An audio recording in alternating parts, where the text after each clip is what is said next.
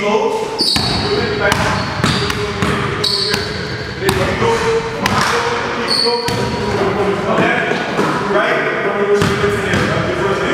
Fading to the right. Right? You get your plan, up and down. Over here, you're off balance. No matter what you do. When you go around here and you're in that stance here, if you're off balance, you get it. You get it. You try to shoot it down. Or go.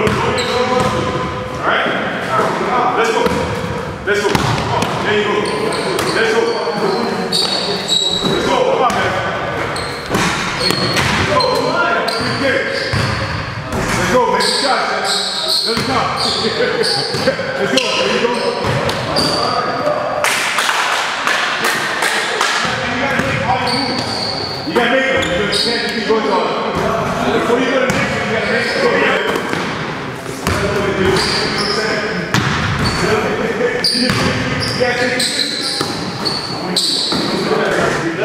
Let's go. Come on, let me have a good one. That's it. Oh, what? All right, you guys stay down there. You guys stay down there. I know we got to go to I might as well get, I want to see how he's done. From what I see so far, I'm just kidding. We're going to play one. We're going to play one again. We're going to do numbers, so you can come in. Hold up, guys. All we're doing, we're going to do cover. You're in your ready stance. Someone's on the basket. Are you doing back leg ready? The reason why you're back leg ready because Matt's going on the end. If it's one day, or if he's going too fast, I'm leaving him. I'm leaving him. You get one to him. There's no way you can be stopped to go back right on this basket. So if you have a kid, it should be a very easy drill. But if you have to know your defender too. If someone's sprinting at you, you don't want to do it. So you have to know the defender too. Okay? Who went like? Marco? Alright. Normal guy who exists is Sarah. What I did, don't let Darren win. Hey, and I'm going to tell you something. When someone's speaking, don't speak. Get that out of your system. Alright, ready to go. Up to two. Up to two. Let's go. Don't let Darren win. Let's go. Up to two. Don't get too fast on the three. Let's go. There you go. There you go. Good feet. Good feet. Good feet. Hey, guys, get fast. Let's go. Get that back there. There you go. Good feet.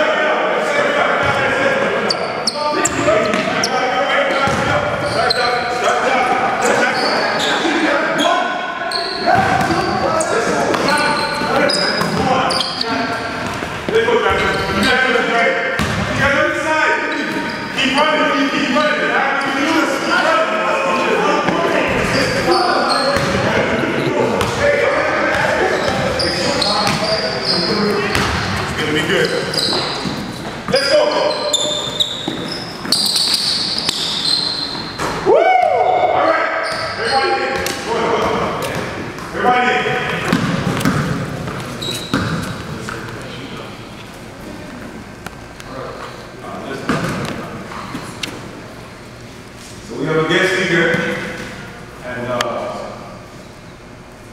I'm very proud that he's here. This is history right here. I've known him since he was in 14. Right? So Rowan played at Westfield. He was one of the best high school players to come out of Toronto and Canada. He went to St. John's. Had a great career there. Played for teams. Spain, Venezuela, everywhere he went, leading scorer for Canada for many years, which I actually did too. Anyways, he's now the assistant GM for Canada Basketball. So I come in here every day, and if he's playing good and he's not playing good, I'm making everybody play good because we know what it takes to go to another level because we've been there. So every once in a while, you need someone to come in and reiterate what I keep begging you guys to do, and let's just play as hard as you can. So everybody just give a warm up with Rowan Barry. There you go. So I first wanted to say thank you to Bob to have me come down and see you today. Bobby is, Bobby really inspired me to want to play. I remember watching him at the Toronto All-Star game and watching him catch alley-oops and dunk on people backwards. And I was really excited. I wanted to really be able to emulate some of the things that he did. And later on, to eventually be on the same team together, playing on the national team. Bobby was a few years older. Bobby, I went on, as he said, to score a lot of points. Led many leagues in scoring all over the world.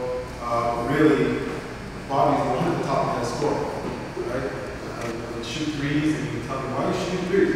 Like, it's easier to score the ball if you get closer to the basket. Why don't you just go closer to the basket and put it in? And it was really simple to him. He really had this natural ability to score. And which I didn't. Like, I was more of an athletic guy. You jump up and hit my head on the basket, but I couldn't really shoot. I couldn't do those things. So Bobby really helped me as I was developing as a player. I developed late, whereas Bobby really developed really early. I had a lot of skills, and I owe a lot of money out there as a professional to Bobby, as well as many of my years, playing on the national team. I learned from one of the best, and it's great to see him now in the community working, helping to give some of that knowledge to some of you.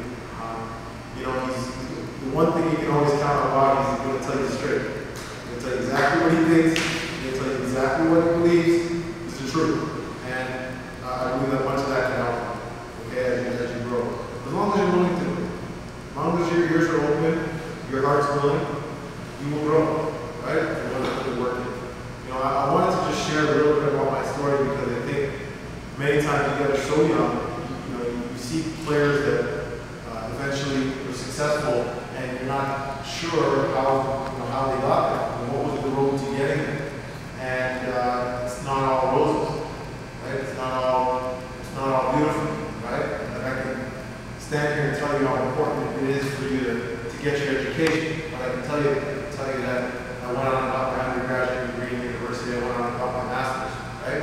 I can tell you I worked in sales leadership in RBC, one of the top financial companies in the world, right? I can tell you all those things, but that's the easy part, right? The part that we often don't hear is that I failed English in grade 9, right? And math. I'm thinking, how do you fail English? Like, we speak English every day. I found a way to do that, right? And it took me some time before I really understood how important my education really was. Because without it, I wasn't going anywhere. And I didn't realize it. So I got to 11th and 12th grade. I had 65 schools in the United States offering me scholarships on every coast, whether it was UCLA, or Florida State, in the bottom, whether it was Syracuse, or St. John's, in the east, or UConn. Everybody was coming, and everything looked great. And then they came one day and they said, well, we want you, we think you can play, but your academics, your grades aren't right. And unless these grades go up, I'm sorry, we're just not going to accept it.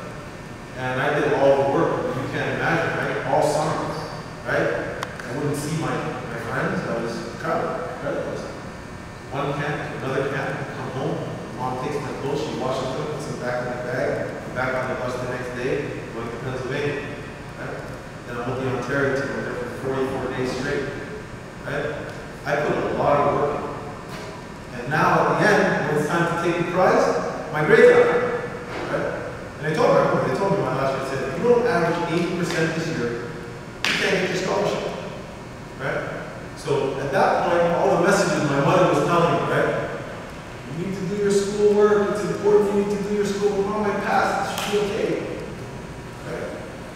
All of those messages started coming back. So you know what my life looked like?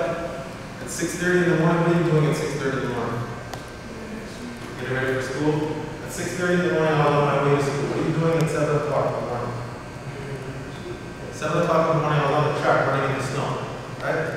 What are you doing at 7:45? I was in the gym, right? Getting my shots up, right? What are you doing at, say, 8:15? You're in class. So 8:15, we used to start at 9:15. At 8:15 or 8:30, I was sitting down doing my SAT preparatory exam so I could try to pass my SAT test, right? To get into school in the States, college entrance, right? And then, let's go. Eat. So I had 5 minutes to get out of the library, right? Reviewing the work thus far from the day. At the end of the school, what do you do at school end? Right, go to the gym, I'll practice for 2 hours, then individual for another hour, and then study hall, right? And then home at like 8. And then eat, and then you're tired, and then the next day comes 6:30 comes quick, right?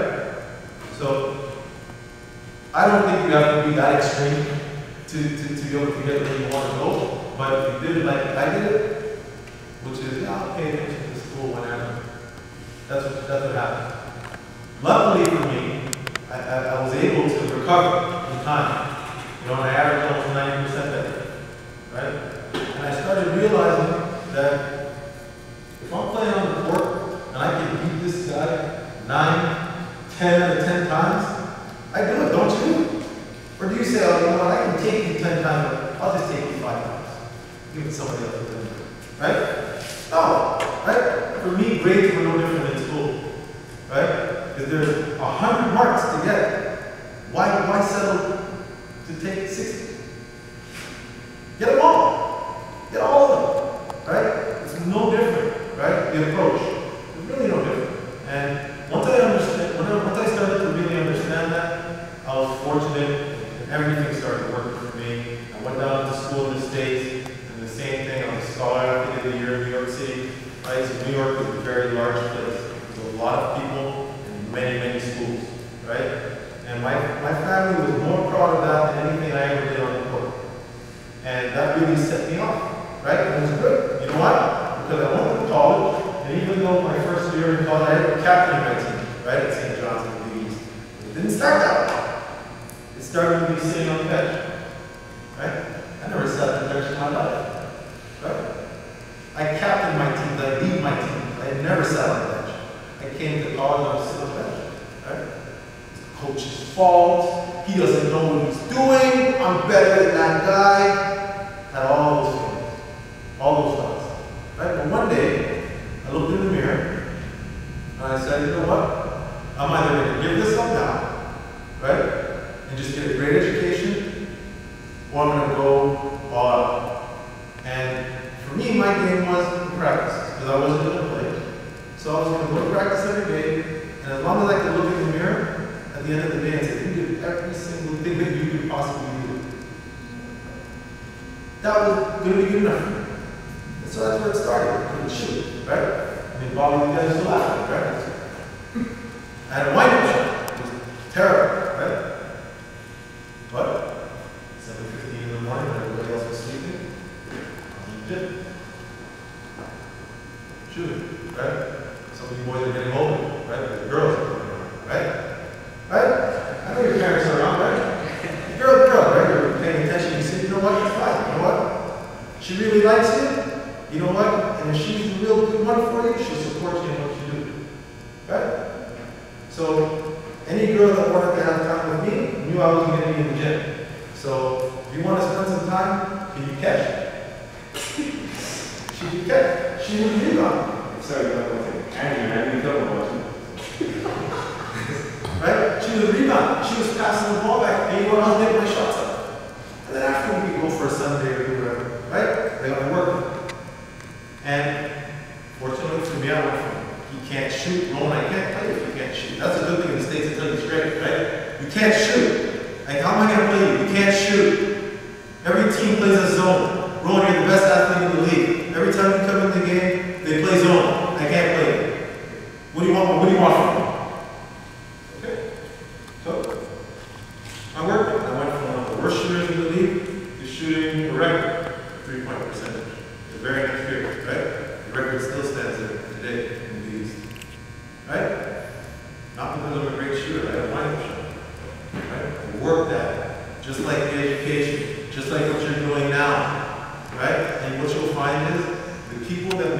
this, right? And I know they're the most talented ones. They're the ones that have some discipline and then they have the regularity.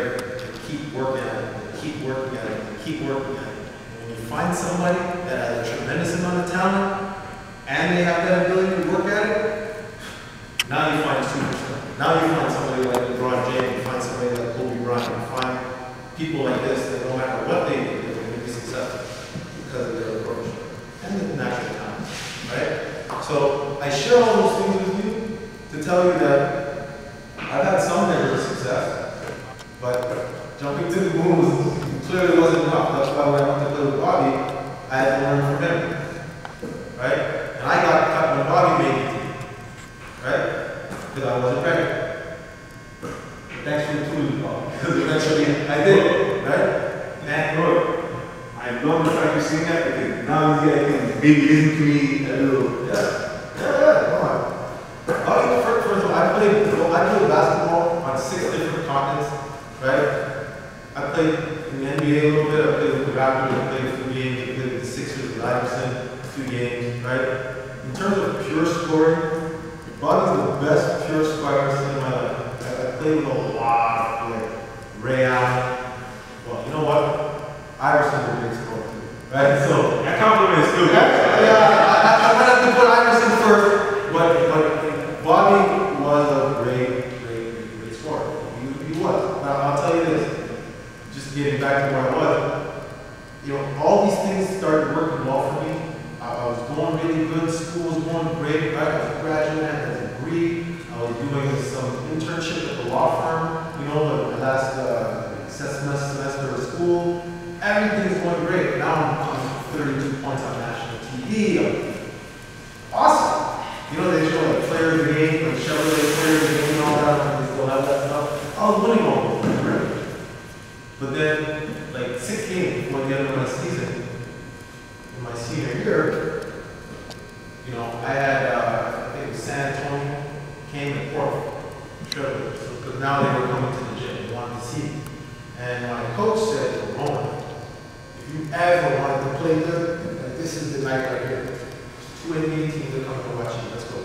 Right? Because I had 5 guys on my team from the NBA, right? So you didn't know who they were looking at, right? They said, no, I'm going to watch you. So, okay, right? 5 other teams there, but those 2 are coming for you. 2 minutes into the game, 2 are laying in my foot, right? And then I went to the hospital, they told me I'm going to play basketball again, I'll be pain for the rest of the life, right? They went to a screw in my foot, you know, I was walking on my hands, right? I couldn't walk in a wheelchair, actually I had a cane, and all these kinds of things, right? So I couldn't go to the draft. 96, that was my draft. I said, top draft year in the history of the NBA, right? That's my year. I'm watching all these guys that play against some of them that I dominated getting drafted, right? Iverson, and then they came to Madison Square Garden. We beat them by 20, right? I'm watching all these Ray Allen, Steve Nash, all these guys getting drafted, and I'm sitting. And you know what? It was a difficult moment. But thankfully, I paid attention to school. I had my degree. So I went down and started working at the law firm in Manhattan, right? Came on the train, on the bus, hoping that nobody jumps me, because I can't move, I can't run, you know? Say, okay, don't carry any money, just carry just enough to get on the bus. And for me, I decided, you know what? I got to a point where they were going to send me to law school. The firm decided they liked what they saw, they said they were going to send me to law school. And I had to make a decision, am I going to go to law school, or am I going to continue playing basketball? Well, I had a dream. I want to play for my country. Right? Ben Johnson used to live around the corner. You guys probably don't know him. For me, he was the best striker ever to walk the planet. To be single. Right? He was amazing. And he taught me so many things. Because of him, I wanted to represent the country. It was still a goal. We didn't have the NBA here and all that. That's the goal I go up with. And I said, you know what? I'm going to go back. And if I can't do it, all I can always do is try to figure out what's going on later. But I'm going to go chase my dream. And it took a lot of work, right? Bank every day, and 6 to 10 at night in the gym, and all that. But eventually, I was able to get back up.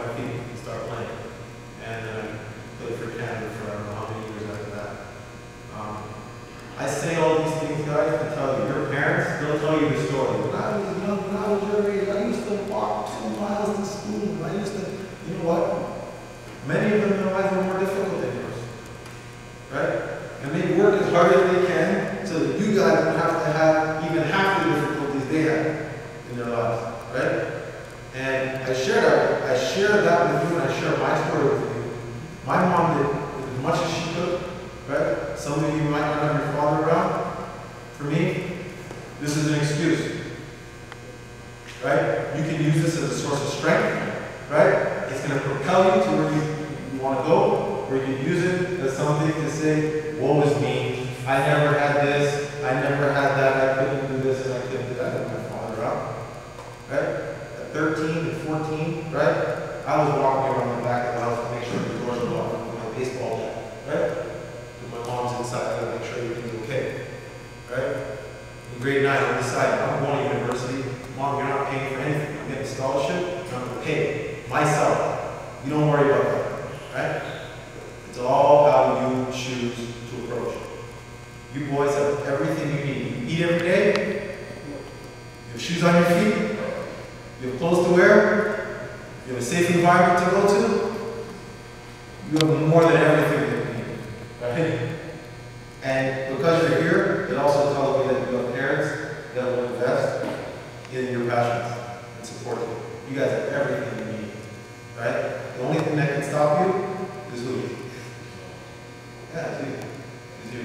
And I learned that. I had to learn the hard way. I was stubborn. I didn't do it the easy way, guys. I did it the hard way, God. I guess my number one thing for you today is don't do it the way I did it. Don't do it the way Bobby did it at times. Right? Take what he's talking to you about on the court, put them into action. You got everything you need. And I hope you'll take it. I hope you'll need it. I hope I'm just reiterating things that your parents have told you a million times. I hope I'm just saying things that Bobby's been preaching to you every single day. And I'll just leave you with 3 things. I believe if you really want to be successful in life, you need 3 things. Okay? 1, you need clarity of purpose. Right? You need to be really, really clear about who you are, what your talents are, and what you're trying to do. Right? And what it takes to do it. I think you need that clarity with anything you do. Second is capability, right? After you know what it is you need to do and where you want to go, you need to build the ability to do it. That's what you're doing here. You got to build the capability to do it, right? And then the last thing is you need motivation, right? Your parents, they can drive you here, they can pay for Bobby to help you do this, they can do all of that, but they can't. The motivation can only come from you. They can want it as much as possible. But if you don't want it, you don't want to put the time in, you don't want to put the effort, you don't want to invest yourself 100% for every single possession when you're here, it'll be really difficult for you to succeed. Okay? Clarity, capability, and motivation. Anything you do, you have those 3 things with desire, you guys can do anything you put your mind to. Alright? So, as Bobby said, I am at Canada basketball, and we are always looking for the next player. We're looking for the ones that have ability. Bobby's constantly giving me updates. Hey, I've got a kid in my gym, he's got the long arms, he can dribble, he can shoot, he can, right? We're looking. We want to know who's out there. And you can play. Your country wants you, right? Your country wants you. We need you guys. Some of you guys might be Olympians. You never know, right? I started dreaming of it when I was your age, maybe your age, right? And I was able to achieve it. Why not you? Bobby, I don't know if you dreamed it, but I got it. You know, Bobby played for his country for many years. Bobby did it. Why not you? Right? It always starts with belief. All right, guys? Thank you for your time.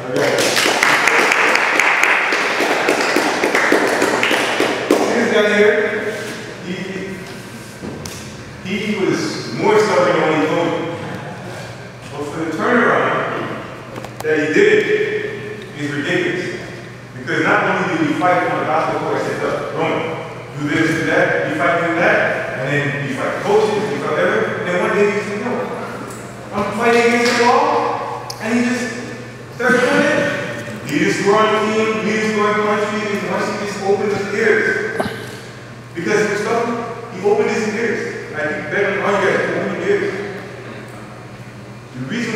ears because your weight is not working, so the parents probably for me. So open your ears. Use what I'm teaching you, what he's teaching you, what he's teaching you, and add it and go to another level. I'm very proud of him.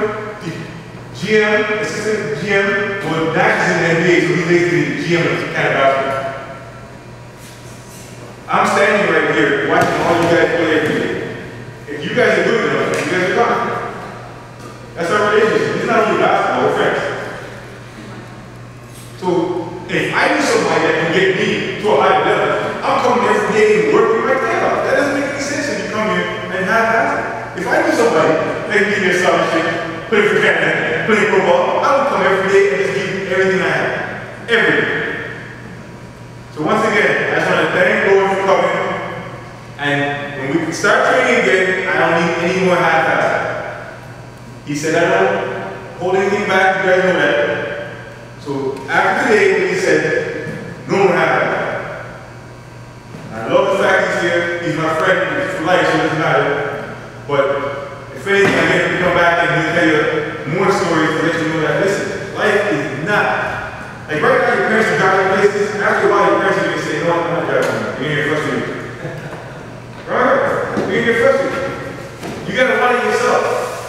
I know there's a parent guy right now, man, when's this kid going to get it? You got to get it.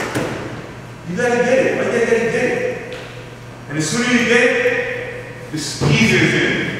Guys, just keep working. You know what? At the end, just always remember, this is not all about basketball. Basketball's great, right? And that's what you're here to do when you're working. But always remember, whatever habits you're building now are going to follow you in your life. They're going to follow you. If you're the guy that doesn't want to take the extra effort to go and grab that loose ball, you're the one that's also not going to make that extra effort yourself out to do a great job. Right? It follows you. It follows you, right? It follows you. You're going to be the one that's not going to take the extra 10 minutes to review your schoolwork. Just to make sure that you've done it. To make sure that you're 100% ready for tomorrow. Right? It's your character that you're building. Right? Like basketball is a great thing because it reveals who you are. Like talking about building, it reveals. It shows you who you are. And the great thing is you have all the moments, all the time in the world to keep building on your character. Building on your character. You can change. Bobby talked about it. You can change it. Being stubborn is a tremendous, can be a tremendous asset that you have if you channel it in the right way. Right? Nobody that succeeds at the highest level doesn't have that. Right? You really want to succeed, there's going to be a part of you that's like, I know what to do and I'm going to do it. But you also got to open your ears. And you know what? And sometimes you got to channel that in another direction. But that strength that you have can be a great, great asset to you, right? But just remember, for some of you, maybe it's not going to be the NBA. That's okay. You get 100% of the ability that you have, and you take the character that you're building there and you take it into your life. Take it into your life with you, right? The things that Bobby's going to teach you, I'm telling you, you guys don't know now, but 10 years from now, 15 years from now, when you guys are working, right, or playing somewhere, Bobby's words are going to be in your head. No different than when you go to university, your parents, their words, they're going to be in your head. Because there's going to come a moment in time, you're going to be out there by yourself, and you're not going to be sure what to do. And you know what you're going to think about that time? At that moment? Their words. Those are the words. His words. Right? So, you come here, don't waste your time. Don't waste your time. Take everything that you can get, suck it all in like a sponge. Take it all, right? And don't worry if the next guy's better than me. You're driving because you want to catch him, you want to catch him, you want to catch him, right? And you know what? You want to catch him, but you know what? Sometimes it doesn't happen. But what you just built in your character, trying to catch him, is going to carry you for the rest of your life. All right, guys? So there's many things here that are going to benefit that you don't even know yet. You're so young. And you guys should be really, really thankful that you have somebody like Bobby to take the time to teach you.